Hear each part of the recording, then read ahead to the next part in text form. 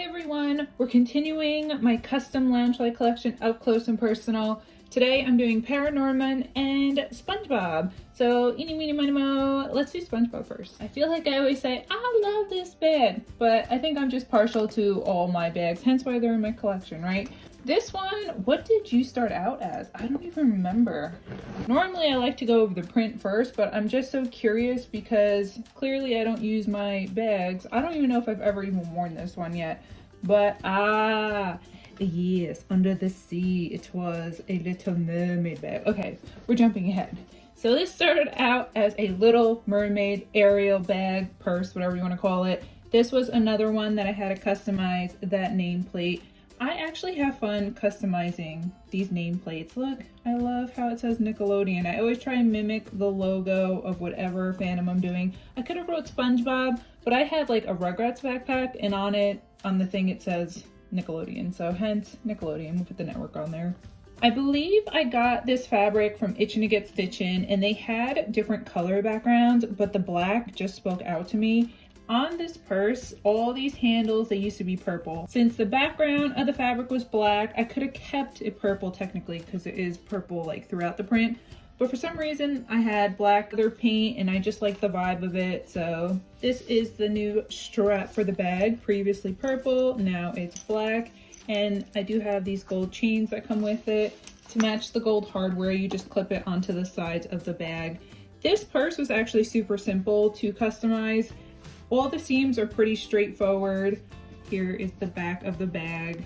Just admiring this print really quick. I love that we go from the Krusty Krab, that we also have the Chum Bucket. We have Squidward's house. Here's Patrick. Don't forget SpongeBob's house and Gary.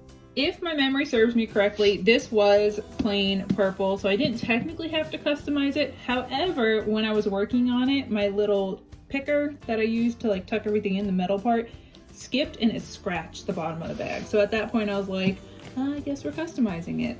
But that's the benefit of doing your crafts. If you ever make a mistake along the way, there's always some way or another to fix your mistake and you would never know. And now it's just a cohesive bag. Everything makes sense and I like it.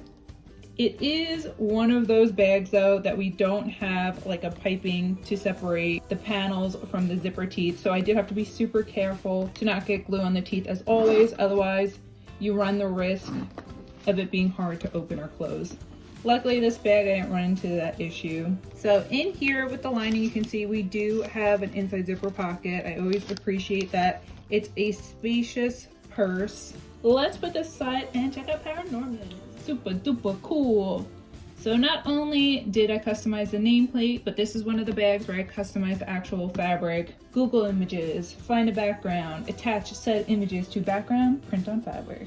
A nice up close view of the nameplate. Again, this is one of those bags, I forgot what it started out as. I swear I just have bad memory in general. I feel like this green was absolutely perfect to match the vibe of Paranorman. Let's just already jump in and see what this started out as.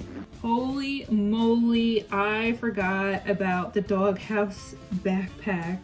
That is how long it's been. Oh look, it even has paw prints on the inside. Fun fact, I've actually sold a couple of my customs to lessen my collection. I call it downsizing.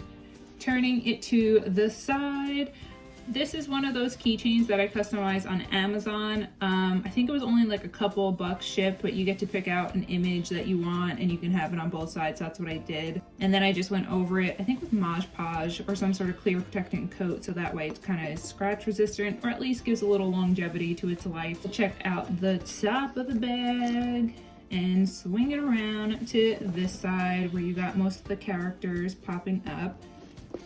Then looking at the back, you can see like the full print of the fabric together. And then the top, I just kind of have them peeking out.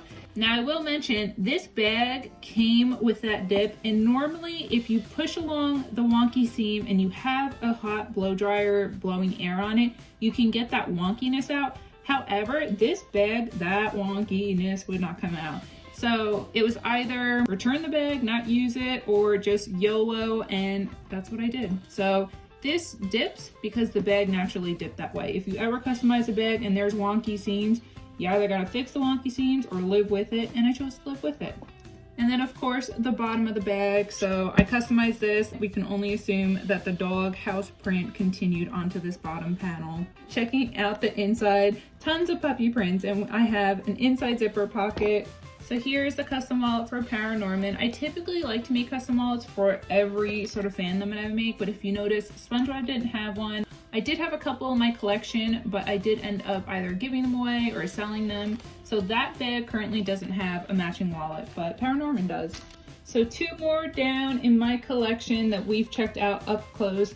As far as imperfection goes, I mean, besides this bag's natural wonky seams, that's probably about it. Both of these bags are pretty solid. If I had to choose my favorite out of the 2, I'm always going Paranorman. I love this movie so much. Therefore, I love this backpack so much. Let me know what you guys like better. I can totally see people liking the Spongebob more just because the colors are so vibrant and pop against that black background.